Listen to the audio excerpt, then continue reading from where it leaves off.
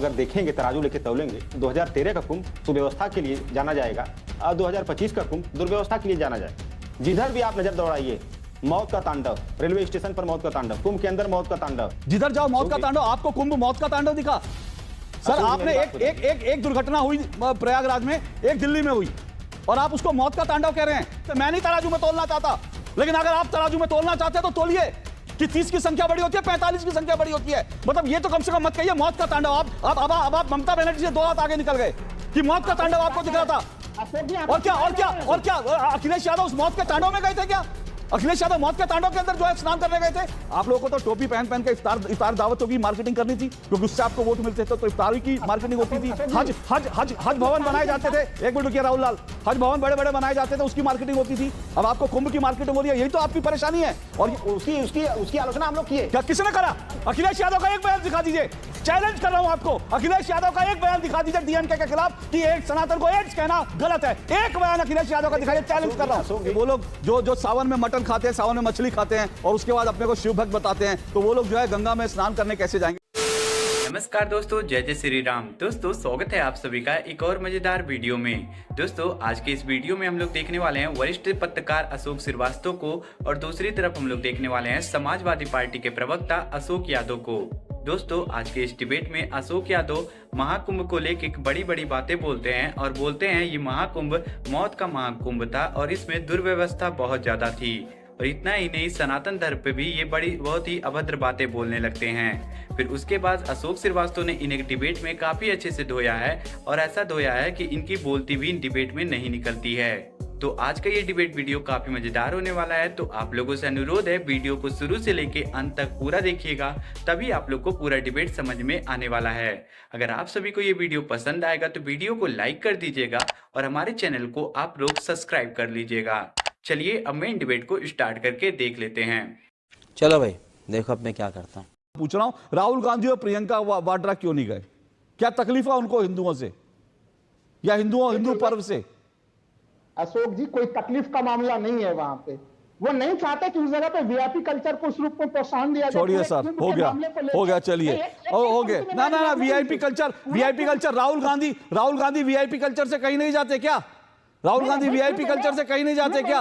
Rahul Gandhi VIP culture छोड़ दे, कह दे कि अरविंद केजरीवाल के नक्शे कदम पे चल रहा हूं और उसके बाद जो शीश महल में जाकर छोड़िए, वो मेरा विषय नहीं है। ओके हो गया। सुनिए अब मैं आगे बढ़ूंगा। अब मैं सुनिए राहुल लाल, अब मैं आगे बढ़ूंगा, लेकिन मैं बताता हूं राहुल गांधी प्रियंका गांधी वाड्रा, हालांकि आज बात जो है उन 66 करोड़ लोगों की होनी चाहिए जो गए, क्योंकि उनकी आस्था देख करके आज उनको नमन करना चाहिए कि किस तरह से उनको तोड़ने की कोशिश हुई थी, किस तरह से लगातार यह कहा गया था कि सनातन तो डेंगू है, मलेरिया है, एड्स है।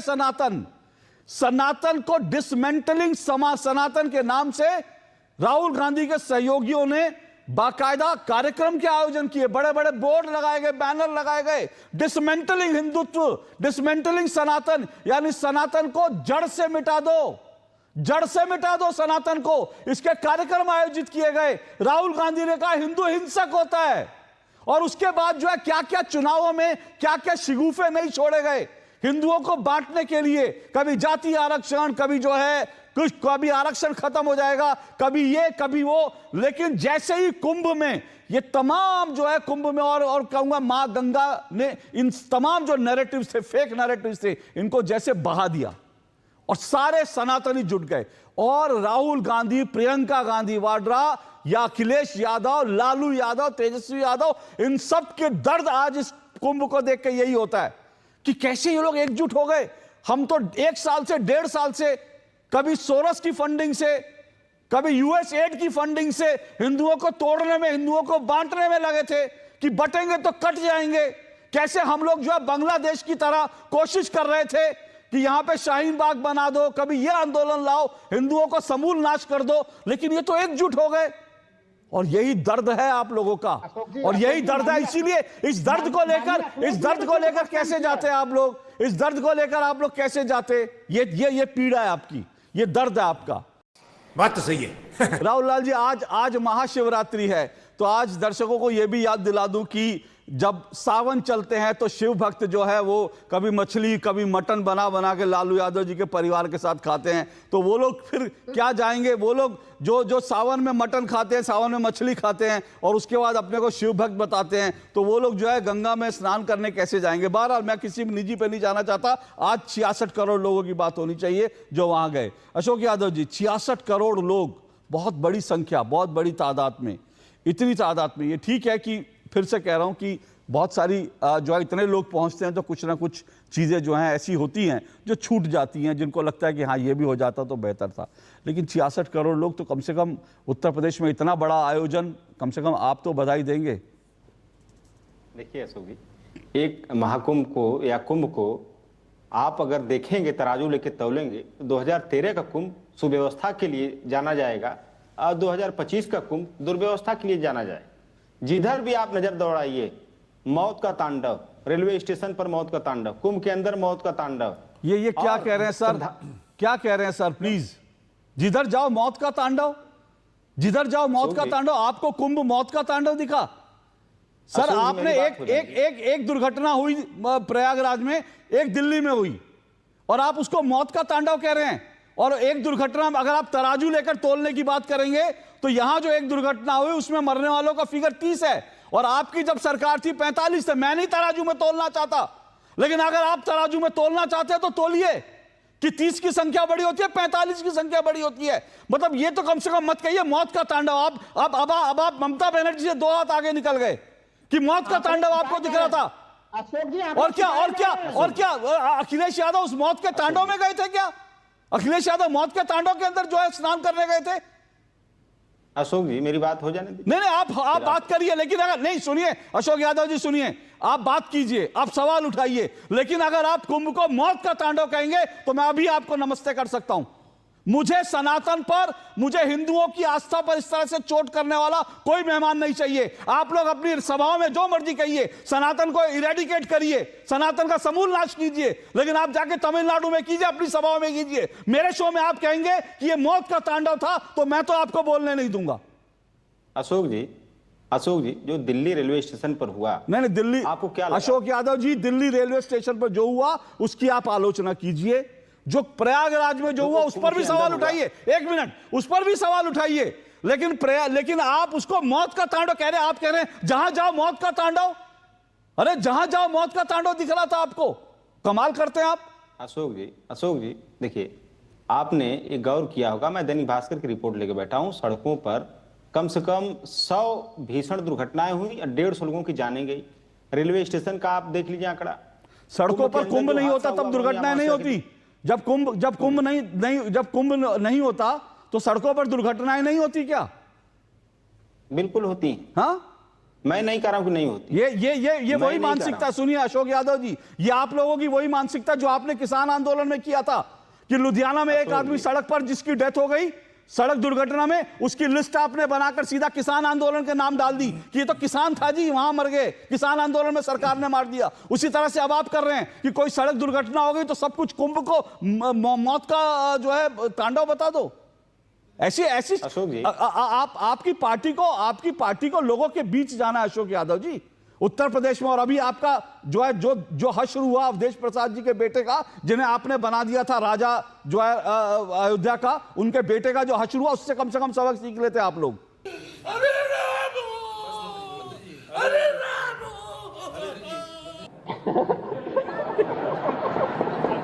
अशोक जी देखिए, एक कुंभ दुर्व्यवस्थाओं के लिए जाना जाएगा, सनातनियों के शवों को छुपाने के लिए जाना जाएगा, और इस कुंभ को राजनीतिक प्रचार के केंद्र के बिंदु के रूप में जाना जाएगा। आज आपने जो आंकड़ा दिया कि 60 करोड़, 65 करोड़, 69 करोड़ श्रद्धालु आए, सबका स्वागत है। ये आज कोई नए में नहीं आया श्रद्धालु अशोक जी, ये हजारों सालों की परंपरा रही है कुंभ को लेकर के। श्रद्धालु अपने आप आते हैं, न किसी जाति धर्म में कोई उन्हें बांटता है, न किसी मजहब में बांटता है। सभी लोग आते हैं अपना जो है कुंभ के प्रति अपना आस्था व्यक्त करने के लिए आते हैं। लेकिन भारतीय जनता पार्टी अशोक जी ये जताने की कोशिश करती है कि कुंभ की शुरुआत, सनातन की शुरुआत, हिंदुत्व की शुरुआत, राष्ट्र प्रेम की शुरुआत भाजपा ही ने किया है, भाजपा ने ही किया है। लेकिन भाजपा ये भूल जाती है कि जनता को पता है ये सारी चीजों की भाजपा अच्छी मार्केटिंग करती है और अच्छी मार्केटिंग करके सत्ता पे काबिज है। और पूरे हिंदुस्तान का कोई ऐसा जिला बिरले ही बचा होगा जहां पे इनके 3 स्टार हेडक्वार्टर नहीं बन गए होंगे। आरएसएस का बड़ा मुख्यालय बन गया, भाजपा का बड़ा मुख्यालय बन गया, अरबों रुपए की राशि इनके फंड में इकट्ठा हो गई, ऐशो आराम की जिंदगी सब लोग जी रहे हैं। माननीय मोदी जी 8,400 करोड़ की जहाज से घूम रहे हैं। तो आप इन सब चीजों की मार्केटिंग करिए। सर सुनिए सर, अरे रुको जरा, सब्र करो। ऐशो आराम की जिंदगी कौन जी रहा है कौन नहीं जी रहा है वो सब छोड़ दीजिए। बहुत अगर आपको आईना दिखा दिया तो बड़ी मुश्किल हो जाएगी। जो लोग खुद को किसान का बेटा कहते हैं, गरीब परिवार का, उनके महलों की जब तस्वीरें आती हैं तो देख देख कर शर्मिंदा होते हैं हम लोग। ऐशो आराम की जिंदगी मत बताइए। मुलायम सिंह यादव क्या थे और उसके बाद अखिलेश यादव क्या हैं, वो कहां से उनके अकूत संपत्ति जुटाई, वो सब छोड़ दीजिए। ऐशो आराम की संपत्ति, वो कोई झोपड़ी में नहीं रहते अखिलेश यादव। किस तरह के महलों में रहते हैं, किस तरह के व्हाइट हाउस में रहते हैं अखिलेश यादव, उसकी तस्वीर देश देखता है। और वो उनका निजी बंगला है, सरकारी बंगला भी नहीं है। वो सब मत बोलिए प्लीज, नहीं मत बोलिए। मैंने अगर कच्चे चिट्ठे खोलने शुरू किए आप लोगों के तो मुश्किल हो जाएगी। पर्सनल मत जाइए, लेकिन आपने जो कहा वो आपका विषय एक जरूर है जिसको मैं आगे लेकर बढ़ाऊंगा। मुझे कोई दिक्कत नहीं है, आप सवाल उठाइए, लेकिन इस तरह की ओछी टिप्पणी मत कीजिए कि ऐशो आराम से तो वो जो है वो जमीन पर नहीं सोते अखिलेश यादव। अशोक जी, एक मिनट आ रहा हूं राधिका जी। और एक बात आपने सही कही, बीजेपी वाले मार्केटिंग बड़ी अच्छी करते हैं, लेकिन मैं ये कहता हूं कुंभ की मार्केटिंग करने से आपको किसने रोका था भाई? अगर सनातन का कोई पर्व है उसकी मार्केटिंग आप भी करते हैं, आपको किसने रोका था? अगर आप लोगों को तो टोपी पहन के इफ्तार दावतों की मार्केटिंग करनी थी, क्योंकि उससे आपको वोट मिलते थे, तो इफ्तारी की मार्केटिंग होती थी। हज भवन बनाए जाते थे। एक मिनट रुकिए राहुल लाल, हज भवन बड़े बड़े बनाए जाते थे, उसकी मार्केटिंग होती थी। अब आपको कुंभ की मार्केटिंग हो रही है, यही तो आपकी परेशानी है। और ये बात ठीक है, बिल्कुल ठीक है। अभी मैं सुन रहा था, किसी ने कहा बहुत अच्छी बात कि बीजेपी के आने से सनातन का उदय नहीं हुआ। यह बात बिल्कुल सही है, बीजेपी के आने से सनातन का उदय नहीं हुआ, लेकिन सनातन का उदय हुआ इसलिए बीजेपी मजबूत हो रही है। और इससे आपको सीखना चाहिए कि अगर सनातन के उदय के साथ साथ बीजेपी स्ट्रांग हो रही है तो इसका मतलब आप लोग क्यों कमजोर हो रहे हो? क्योंकि आप लोग सनातन को गाली देते हो, इसलिए आपको पब्लिक आज उठाकर ना कूड़ेदान में फेंक रही है। राधिका जी कमेंट कीजिए, फिर मैं प्रवीण जी के पास जाऊंगा। सनातन को गाली कैसे हो गई अशोक जी? सनातन को गाली मैं बताऊं कैसे हो गई? मैं बताऊं सनातन को गाली कैसे हो गई? सनातन को गाली कैसे हो गई? एक मिनट सनातन को गाली कैसे होगी बताऊं मैं? योगी जी सनातन नहीं मैं बताऊं सनातन को गाली कैसे हो गई? सनातन को एड्स कहेंगे, सुनिए, सनातन को एड्स कहेंगे, क्या ये गाली है कि नहीं है? नहीं, सनातन को एड्स कहेंगे गाली है कि नहीं है? सनातन को एड्स कहना गाली है कि नहीं है? बताइए, हाँ या ना? नहीं, वो तो उसकी आलोचना हम लोग किए। क्या किसने करा? अखिलेश यादव का एक बयान दिखा दीजिए, चैलेंज कर रहा हूं आपको। अखिलेश यादव का एक बयान दिखा दीजिए डीएमके के खिलाफ कि एक सनातन को एड्स कहना गलत है। एक बयान अखिलेश यादव का दिखाइए, चैलेंज कर रहा हूं, चैलेंज कर रहा हूं, चुनौती दे रहा हूं। हम लोग सारे पार्टी के प्रवक्ता, नहीं मुझे बताइए ना, एक मिनट, ना विषय से मत भागिए, एक मिनट विषय से, एक मिनट राधिका जी, विषय से मत भागिए, विषय से बताइए मुझे एक बयान, एक मिनट राहुल लाल की आवाज नीचे कीजिए। एक बयान दिखाइए मुझे अखिलेश यादव का जिसमें सनातन को इरेडिकेट करने का जो सम्मेलन हुआ उसके खिलाफ अखिलेश यादव ने एक बयान दिया हो। चैलेंज कर रहा हूं, दिखाइए। अभी आपसे माफी मांगूंगा। अरे वो बयान गलत नहीं था। रुकिए, आवाज नीचे करिए राहुल लाल की। राहुल लाल बिल्कुल मत बोलिए, बिल्कुल मत बोलिए। मैंने बहुत एक वैलिड सवाल उठाया, वो बड़ा सनातन के हितैषी बन रहे, तो मुझे एक बयान दिखाइए, सिर्फ एक बयान। आपको 5 मिनट दे देता हूं, राधिका जी और प्रवीण जी के पास जा रहा हूं, गूगल कर लीजिए। और अगर अखिलेश यादव का एक बयान दिखा देंगे डीएमके के खिलाफ, सनातन के इरेडिकेशन का जो सम्मेलन हुआ था उसके खिलाफ, या सनातन को डेंगू, मलेरिया, एड्स कहा गया था उसके खिलाफ आपका एक बयान होगा, तो फिर मुझे बात करिएगा। गजब बेइज्जती है। हाँ राहुल लाल जी, जल्दी से बोलिए। मैं जल्दी से कह रहा हूं, मैं कह रहा हूं अशोक जी, मैंने 3 कुंभ देखे हैं। 2001 का कुंभ देखा है जब आदरणीय राजनाथ सिंह उत्तर प्रदेश के मुख्यमंत्री थे और अटल बिहारी वाजपेयी देश के प्रधानमंत्री थे। तब डबल इंजन शब्द कहने की प्रथा नहीं थी अशोक जी, लेकिन वो कुंभ का आयोजन भी। दूसरा कुंभ 2013 में भी देखा हमने, उस समय जरूर मुख्यमंत्री अखिलेश यादव थे, लेकिन आजम खान जिम्मेवारी संभाल गए, तो हमें लग रहा है कि नैतिकता का उन्होंने वो मापदंड भी दिखाया था। रेल महकमे के त्रुटि के कारण से वहां पे दुर्घटना हुई थी। आजम खान ने नैतिकता का मापदंड दिखाया था, आजम खान ने। बिल्कुल अच्छा, उन्होंने इस्तीफा की ओहो, पेशकश कर डाली थी सर, उन्होंने अच्छा, इस्तीफे की पेशकश कर डाली थी, देखिए। अच्छा, और एक बार इस सरकार अच्छा, को उसके देखा, उसके देखिए। उसके खुलासे उसके बाद कैग की रिपोर्ट में हुए थे। आजम खान ने नैतिकता के जो पैमाने स्थापित किए थे। और देखिए, ये राहुल लाल इस बात के लिए हैं, अशोक जी, मैं दो सुन तो लीजिए मेरी बात, देखिए। नहीं, मैं अगर तो आप सुनिए ना, जो आदमी मैं आजम तीन खान को को- मैं नैतिकता का तीन- मापदंड बताने लगे, उसकी बात क्या सुना जाएगा भाई? मैं तो 3 कुंभ की तुलना कर रहा हूं। नहीं, आप मैं तीन कह रहा हूं कुंभ, दो- आप 2000 आप 3 कुंभ की तुलना कीजिए, बिल्कुल कीजिए। हालांकि मुझे लगता है किसी आयोजन की तुलना नहीं होनी चाहिए, ठीक है। सुनिए, मैं तो ये मानता हूं हर व्यक्ति ने अपने समय में अच्छा करने की कोशिश की होगी। मैं मानता हूं मुलायम सिंह जी ने भी अच्छा करने की, अखिलेश यादव ने भी करने की कोशिश की होगी, राजनाथ सिंह, मैं तो ये मानता हूं सर, सब ने अपनी तरह से अच्छा करने की कोशिश की होगी। लेकिन जब अखिलेश यादव ने अच्छा करने की कोशिश की होगी, तब क्या बीजेपी की तरफ से 100 हैंडल बनाए गए, फेक न्यूज फैलाई गई? क्या उसको मौत का तांडव कहा गया? क्या उसको यह कहा गया फालतू है? बीजेपी ने तो नहीं कहा, तब जो है किसी बीजेपी के नेता ने नहीं कहा। लेकिन आज जब योगी आदित्यनाथ कर रहे हैं, तो आप लोग इसको मौत का तांडव बोलोगे, आज आप इसको मौत का कुआं बोलोगे, आज आप इसको मौत का महाकुंभ बोलोगे। सवाल ये है मेरा, क्योंकि आप लोगों को हजम क्यों नहीं होता ये? आप लोग करेंगे और आपके खाते में चले जाए तो सही है। देखिए अशोक जी, मैं तो पूरा रिसर्च के साथ आया हूं, 3 कुंभ में मैं गया हूं। मैं कह रहा हूं कि राजनाथ सिंह और अटल बिहारी वाजपेयी के युग का कुंभ भी बेहतर था। सुनिए ना, एक मिनट सुनिए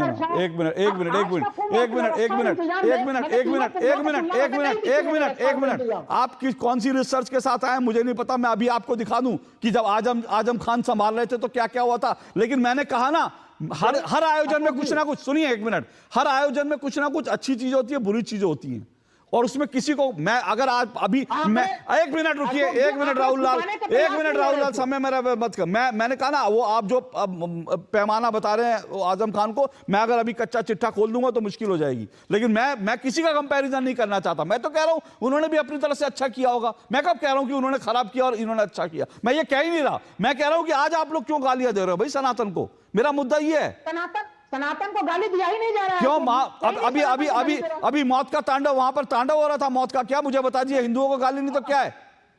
अशोक जी, क्या है हिंदुओं को गाली नहीं? और कैसे गाली देंगे?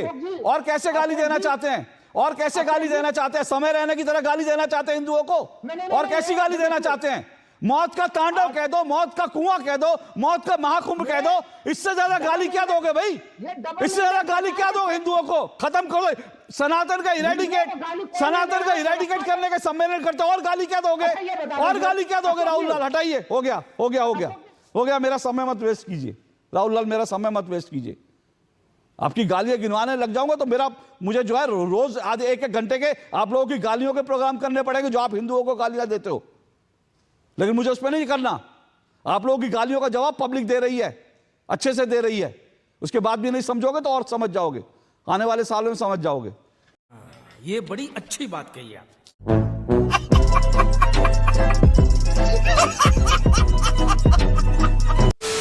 दोस्तों, आज का हमारा ये डिबेट यहीं पे खत्म हो चुका है। उम्मीद करता हूँ आप सभी को ये डिबेट पसंद आया होगा। बात कर ले वीडियो के बारे में, तो आप लोगों ने वीडियो में देखा किस तरह से समाजवादी पार्टी के प्रवक्ताओं के मन में सनातन धर्म को लेके कितना जहर भरा हुआ है। खैर, आप सबका इस वीडियो के बारे में क्या राय है? आप लोग भी अपना राय हमें कमेंट बॉक्स में जरूर बताइएगा। अगर आप सभी को ये वीडियो पसंद आया है तो वीडियो को लाइक कर दीजिए और हमारे चैनल को आप लोग सब्सक्राइब कर लीजिए, क्योंकि हमारे चैनल पे आप लोगों को ऐसी डिबेट वीडियो देखने को मिलती रहेगी। और इस वीडियो को अपने दोस्तों और अपने घर वालों के पास ज़्यादा से ज़्यादा शेयर कर दीजिएगा, जिससे उन तक भी ये वीडियो पहुंचे, वो लोग भी इस वीडियो को देख सकेंगे। जल्दी मुलाकात करेंगे एक नए वीडियो में। तब तक के लिए आप लोग अपना और अपने घर वालों का ध्यान रखिएगा। जय हिंद, जय भारत, वंदे मातरम, जय जय श्री राम।